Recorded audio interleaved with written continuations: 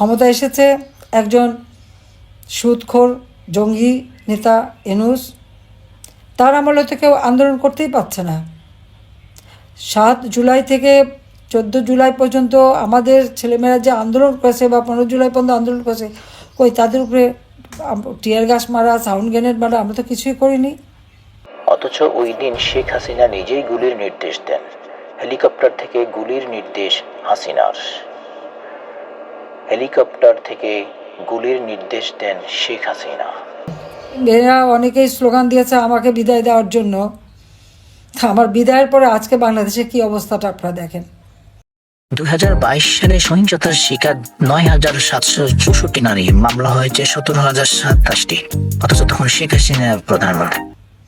মেয়েরা কিভাবে কাপড় চোপড় পরবে সেটাও যেন একটা নির্দেশনা দিয়ে দেওয়া হয়, এবং মেয়েদেরকে ঘর থেকে যেন বের হতে না পারি। আর অনবরত এখন তো ধর্ষণ যেন একটা মহা উৎসবে পরিণত হয়েছে। 2023 সালের একটি রিপোর্টে আসছে 573 নারীকে ধর্ষণ করা হয়, তখন শেখ হাসিনা এই প্রধানমন্ত্রী ছিলেন। এবং 2024 সালে ধর্ষণের শিকার হয় 401 জন নারী। বেড়েছে তখন পারিবারিক নির্যাতন অত্যাধিক হারে। এবং 2022 সালে ধর্ষণের শিকার হয়েছিলেন তখন 936 জন নারী। তখন কিন্তু প্রধানমন্ত্রী ছিলেন শেখ হাসিনা। ছাত্ররা আন্দোলন করে, সেখানেও নির্যাতন।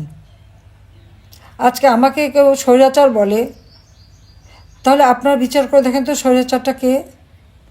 আমি তো সহনশীলতা দেখিয়েছি, আন্দোলন করেছে, সংগ্রাম করেছে, আমরা সহনশীলতা দেখেছি, আলোচনা করেছি। কিন্তু সত্যি কথা হলো, শেখ হাসিনার নির্দেশেই নির্বিচারে গুলি চালানো হয় ছাত্র জনতার উপরে।